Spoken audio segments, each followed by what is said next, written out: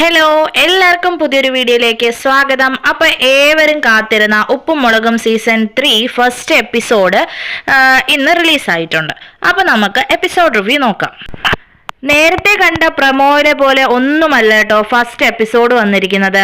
ആദ്യം കാണിക്കുന്നത് ഒരു കോടതി മുറിയാണ്.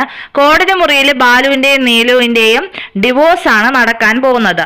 അപ്പോൾ അവിടെ കുറെ വാദങ്ങളൊക്കെ നടക്കുന്നു. അപ്പോൾ മക്കൾ ആരുടെ കൂടെ പോകണമെന്ന് ചോദിക്കുമ്പോൾ മക്കൾ എല്ലാവരും അമ്മയുടെ കൂടെ പോകുന്നു. അപ്പോൾ അങ്ങനെ കുറച്ച് തർക്കങ്ങൾ പോകുന്നു. അത് കഴിയുമ്പോഴാണ് ബാലു സ്വപ്നം കണ്ടതാണെന്ന് കാണിക്കുന്നത്. അപ്പോൾ അത് കഴിഞ്ഞിട്ട് ചാടി എഴുന്നേറ്റ് ഇങ്ങനെ സ്വപ്നം കണ്ട കാര്യമൊക്കെ പറയുന്നു. അപ്പോൾ ഇന്ന് ബാലുവിന്റെയും നീലുവിന്റെയും 30ാമത്തെ വെഡിങ് ആനിവേഴ്സറി ആണ്. അപ്പൊ അതിന്റെ ആഘോഷം നടക്കുവാണ് കേട്ടോ അവിടെ. അപ്പൊ അതിന്റെ തയ്യാറെടുപ്പുകളും ഉണ്ടാ വീട്ടില്.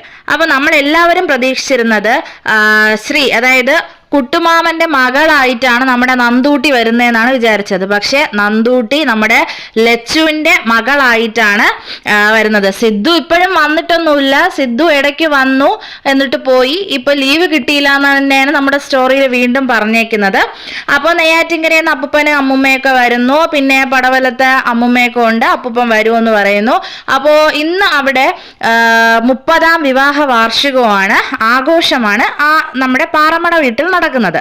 അപ്പോൾ ഇതാണ് നമ്മുടെ ഫസ്റ്റ് എപ്പിസോഡിന്റെ മെയിൻ കണ്ടന്റ് എന്ന് പറയുന്നത്.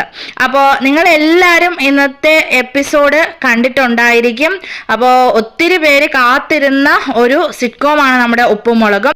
അപ്പോൾ ഇന്നത്തെ ഉപ്പുമുളകും എപ്പിസോഡ് നമുക്ക് കണ്ടിട്ട് നിങ്ങൾക്ക് എന്താണ് തോന്നുന്നത്? നമ്മുടെ ഉപ്പുമുളകും ഫസ്റ്റ് സീസൺ പോലെയാണ് എനിക്ക് തോന്നിയത്. സെക്കൻഡ് സീസണേക്കാളും എന്തുകൊണ്ടും ബെറ്റർ ആണ് നമ്മുടെ ഈ ഉപ്പുമുളകും സീസൺ 3. അപ്പോൾ നിങ്ങൾക്ക് ഈ ഫസ്റ്റ് ഉപ്പുമുളകും സീസൺ 3 ഫസ്റ്റ് എപ്പിസോഡ് കണ്ട് നിങ്ങളുടെ അഭിപ്രായം എന്താണെന്ന് കമന്റ് ചെയ്യണം കേട്ടോ.